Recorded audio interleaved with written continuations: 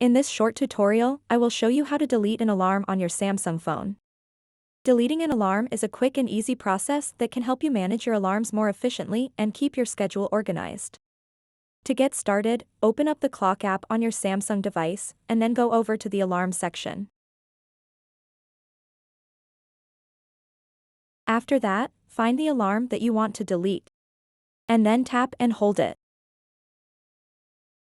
And then simply tap on the delete button at the bottom right. Now that alarm is deleted. You can also delete multiple alarms at once. So that wraps up this tutorial. If you have any questions about this whole process, please let me know in the comments section below. And if this video helped you out, please give it a big thumbs up and subscribe to this channel for more tutorial videos like this one.